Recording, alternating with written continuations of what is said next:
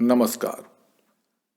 आज हम चर्चा करेंगे एक ऐसे व्यक्ति के बारे में जिनका व्यक्तित्व इतना विशाल है कि सदियां बीत जाने के बावजूद उनका वजूद हमारे मन मस्तिष्क में अब तक के सबसे बड़े महानायक के रूप में मौजूद है। इतना अद्भुत व्यक्तित्व के असंख्यों पीढ़ियां उन्हें न केवल अपने आदर्श बल्कि अपने ईश्वर के रूप में पूजती आई हैं।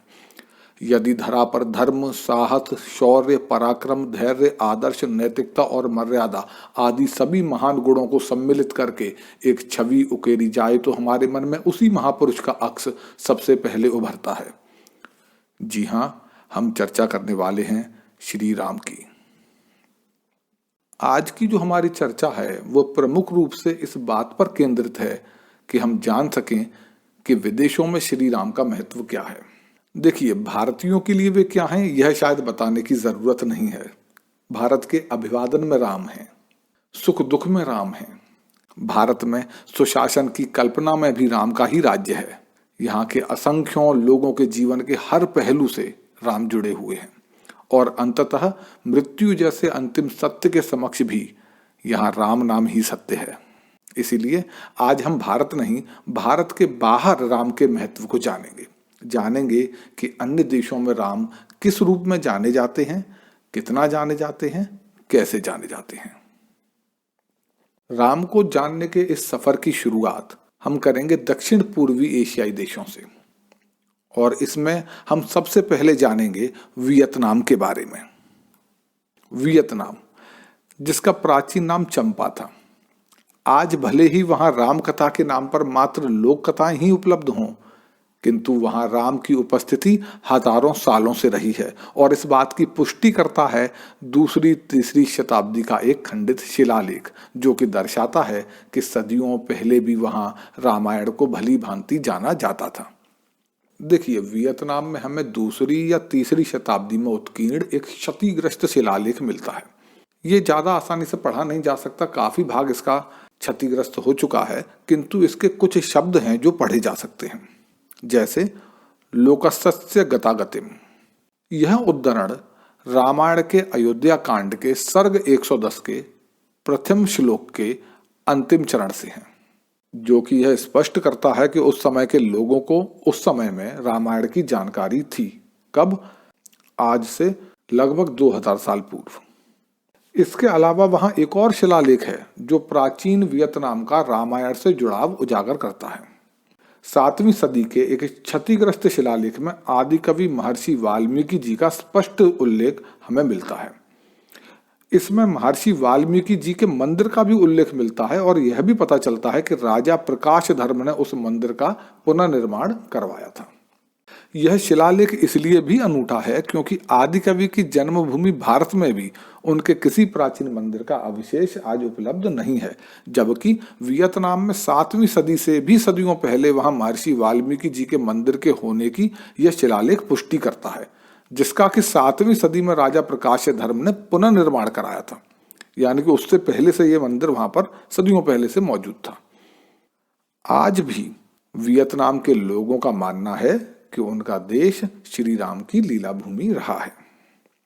तो इस प्रकार हम देखते हैं कि वियतनाम का रामायण से हजारों साल पुराना नाता रहा है। अब वियतनाम के बाद हम चलते हैं कंबोडिया में। दक्षिण पूर्वी एशिया के इस बौद्ध जनसंख्या बाहुल्य देश में अनेकों शिलालेखों में हमें रामकथा की चर्चा मिलती है, किंतु दुर्भाग्य से आज वहां रामकथा पर आधारित मात्र एक ही कृति प्राप्त होती है, जिसे हम राम कीर्ति अथवा रियामकेर के नाम से जानते हैं। हालांकि यहाँ के शिलालेख बताते हैं कि कंबोडिया का भी श्री राम से सदियों पुराना नाता रहा है। वहां लगभग 600 ईस्वी के संस्कृत इंस्क्रिप्शंस में मंदिर बनवाने और वहां रामायण व महाभारत की पांडुलिपियां दिए जाने के विवरण मिलते हैं। यानी कि आज से लगभग 1500 साल पहले वहां पर रामायण और महाभारत की पांडुलिपियां चलन में थीं। लगभग 600 ईस्वी के सम्राट भाववर्मन के शिलालेख में अंकित विवरणों के अनुसार सोम शर्मा नामक एक ब्राह्मण को त्रिभुवनेश्वर की स्थापना करवाने के लिए भरपूर दक्षिणा मिली थी और वहां प्रतिदिन रामायण और महाभारत का पाठ होता था। यही नहीं, 9वीं सदी के एक इंस्क्रिप्शन में राजा यशोवर्मन लिखवाते हैं कि मैं इस चंपूपुरा का शासन वैसे ही करना चाहता हूं जैसे कि राघव ने अयोध्या में किया था। और इसी शिलालेख में आगे वे अपने राज्य को कहते हैं कि यह राम राज्य है।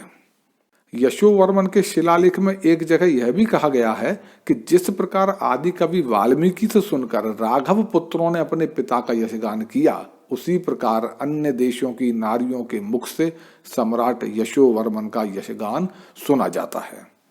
इन शिलालेखों से यह साफ पता चलता है कि आज से 1000 वर्षों पहले भी कंबोडिया के जनमानस में राम किस कदर रचे बसे थे। इसी देश में विश्व की सबसे विशाल धार्मिक संरचना अंकोर वाट स्थित है। 11वीं 12वीं सदी में बने इस मंदिर में रामायण की घटनाओं को दर्शाते अनेकों शिलाचित्र मौजूद हैं। इसके गलियारे में स्वर्ग नरक, समुद्र मंथन, देव दानव युद्ध तथा महाभारत आदि के भी अनेकों शिलाचित्र मौजूद हैं। कंबोडिया के राजभवन की दीवारों पर, सिंहासन कक्ष की छत पर, वहां के राजकीय बौद्ध विहारों में ऐसे अनेकों रंगीन चित्र हैं जो रामायण के दृश्यों को दर्शाते हैं। कंबोडिया में आज भी रामलीलाओं का मंचन होता है और यहाँ की मुखौटा रामलीला को लखोनखोल कहा जाता है। किसी देश में इतनी बड़ी संख्या में रामायण से जुड़ाव के साक्ष्य मिलना स्पष्ट दर्शाता है कि एक समय में वहां का पूरा समाज राम और उनके राम राज्य व धर्म से कितना प्रभावित था। अब कंबोडिया से निकलकर हम एक और बौद्ध मत प्रधान देश में श्री राम की छाप को देखते हैं। बौद्ध मत बाहुल्य लाओस के निवासी स्वयं को भारतवंशी मानते हैं। लाओ साहित्य के अनुसार उनके पूर्वज कलिंग युद्ध के बाद भारत से निकलकर इस क्षेत्र में आ बसे थे। यहाँ राम कथा पर आधारित 4 रचनाएं उपलब्ध हैं। इनमें सबसे लोकप्रिय है फ्रलख फ्रलाम, जिसका अर्थ है प्रिय लक्ष्मण प्रिय राम। इसे राम जातक के नाम से भी जाना जाता है। यही नहीं, यहाँ के लुआ प्रवा तथा वियंतियान के राजमहल में भी रामायण की कथाएं अंकित हैं। इसके अतिरिक्त लाओस के कई बौद्ध विहारों में भी राम कथा के चित्र हमें मिलते हैं। लाओस का उपमू अथवा उपमुंग बौद्ध विहार राम कथा चित्रों के लिए विख्यात है। विहार की लगभग 20 मीटर लंबी और 5.25 मीटर ऊंची दीवार पर वहां की रामायण की कथा उपलब्ध है। इसके अलावा लुआ प्रवाह के निकट एक छोटी पहाड़ी के ऊपर स्थित विहार की दीवारों पर भी राम कथा के चित्र हमें आज भी मिलते हैं। तो देखा जाए तो लाओस में भी राम और उनकी कथा से गहरा लगाव आज तक हमें दिखाई देता है। लाओस की तरह ही बर्मा भी राम कथा से जुड़ाव रखने वाला एक बौद्ध मत प्रधान देश है। बर्मा में भी राम कथा पर कई कृतियां उपलब्ध हैं। बर्मा में आज भी रामलीला का मंचन होता है। बर्मा में रामलीला होने के प्रमाण भी सदियों पुराने हैं। माइकल साइमंस ने बर्मा के राजभवन में राम नाटक 1795 ईस्वी के लगभग देखा था। यही नहीं, बर्मा के कुछ स्थानों को भी राम कथा से जुड़ा हुआ बताया जाता है।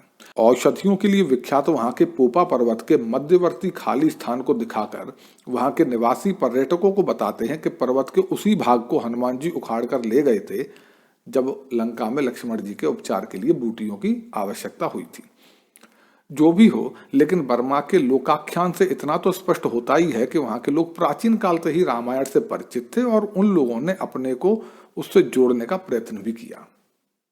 अब हम चलते हैं ऐसे बौद्ध जनसंख्या बाहुल देश में जहां सदियों से श्री राम से अद्भुत जुड़ाव देखा जाता है। यह देश है थाईलैंड। बौद्ध जनसंख्या बाहुल्य इस देश का राम कथा साहित्य बहुत ही समृद्ध है। यहाँ राम कथा पर आधारित अनेकों रचनाएं हैं और कई रचनाएं तो वहां के सम्राटों ने की हैं। आज यहाँ की प्रमुख राम कथा राम कीयन है, जो कि बहुत विशाल रचना है, बड़ा विशाल ग्रंथ है। सदियों पहले इस देश की राजधानी का नाम द्वारवती हुआ करता था, जिसका नाम कृष्ण की द्वारका से प्रभावित था। बाद में राजधानी बदली गई और 14वीं सदी में अयोध्या नामक जगह को थाईलैंड की राजधानी बनाया गया। ये अयोध्या वहां पर अयोध्या का ही थोड़ा सा बदला हुआ नाम है। 400 से अधिक वर्षों तक ये अयोध्या उनकी राजधानी रही। 18वीं सदी के अंत में जब अयोध्या पर बर्मीज लोगों ने हमला करके उसे नष्ट कर दिया, तब बैंकॉक को वहां की नई राजधानी बनाया गया। किंतु फिर भी उनका राम से जुड़ाव दिखता रहा। वहां राजा जब राजगद्दी पर बैठे तो उन्होंने खुद को राम कहा। आज तक वहां के राजा खुद को राम कहते हैं वर्तमान राजा राम दशम कहे जाते हैं।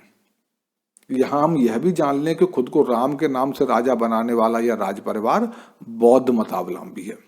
यही नहीं, आज भी थाईलैंड के कई स्थलों का राम कथा से जुड़ाव दिखता है। सुखोथाई के निकट एक गुफा है जिसका नाम फ्राराम है। उसके पास ही सीता नामक गुफा भी है।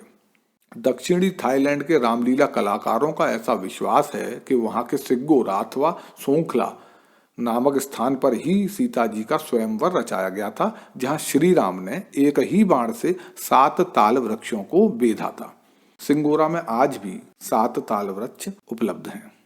भारत में माना जाता है कि धनुष पर प्रत्यंचा चढ़ानी थी। वहां पर इस कथा को थोड़ा दूसरे रूप में जाना जाता है। यहाँ ताल वृक्षों को बेधने की कथा है। थाईलैंड की राजधानी बैंकॉक के राजभवन परिसर के दक्षिणी किनारे पर वाटफ्रा जेतुवन के दीक्षा कक्ष में संगमरमर के लगभग 152 शिलापट्टों पर हमें राम कथा के चित्र बने हुए मिलते हैं। थाईलैंड के राजभवन परिसर स्थित वाटफ्रा क्यो, जिसे अंग्रेजी में temple of the emerald Buddha कहा जाता है, इसकी भित्तियों पर संपूर्ण थाई रामायण के चित्र बने हुए मिलते हैं। इस बुद्ध मंदिर में राम कथा के लगभग 180 चित्र उपलब्ध हैं। थाईलैंड में रामलीला का चलन भी सदियों पुराना है। थाई नरेश बोरमत्रैया ब्रह्मत्रयी लोकनाथ की लगभग 1450 के आसपास की राजभवन नियमावली में रामलीला का उल्लेख मिलता है। थाईलैंड में खौन नामक मुखौटा रामलीला भी होती है और वहां नंग नामक छाया रामलीला का प्रदर्शन भी किया जाता है। प्रसिद्ध आर्कियोलॉजिस्ट, एपिग्राफिस्ट व इतिहासकार आर नागास्वामी बताते हैं कि जब वे थाईलैंड में थे तो वहां उन्होंने एक आम व्यक्ति से उसका नाम पूछा तो पता चला कि उसका नाम धनुष था। उन्होंने वहां फल बेचने वाली एक बच्ची मिली जिसने कि अपना नाम सीता बताया। आर नागास्वामी अपना वहां का अनुभव साझा करते हुए बताते हैं कि वहां के लोगों में राम और रामायण के प्रति इतना आदर भाव है कि वे लोग आज भी राम को राम नहीं बोलते, वे उन्हें श्री राम बोलते हैं। कोई देश सदियों अपनी राजधानी का नाम अयोध्या रखे और सदियों से जहां के राजा राम के नाम से राज करते आ रहे हों, जहां आज भी आम लोगों के नाम रामायण से जुड़े हुए मिलते हों, जहां आज भी राम को श्री राम कहा जाता हो, उस देश के जनमानस का राम और रामायण से कितना जुड़ाव होगा यह शायद बताने की जरूरत नहीं है। तो अब तक हमने ऐसे अनेकों देश देखे जो कि बौद्ध मत प्रधान हैं और श्री राम के लिए वे गहरी आस्था और सम्मान रखते हैं, किंतु क्या कोई इस्लामिक देश भी ऐसी आस्था रख सकता है? क्या ऐसे देश भी दुनिया में हैं जहां मुस्लिम आबादी लगभग 90% हो किंतु वहां की संस्कृति के रोम रोम में राम बसे हों? जानेंगे अगली बार में। वीडियो पसंद आने पर कृपया लाइक करें, शेयर करें और चैनल को सब्सक्राइब करके बेल आइकन ज़रूर दबा दें ताकि हमारे आने वाली वीडियोस की जानकारी सबसे पहले आप तक पहुंचे। धन्यवाद।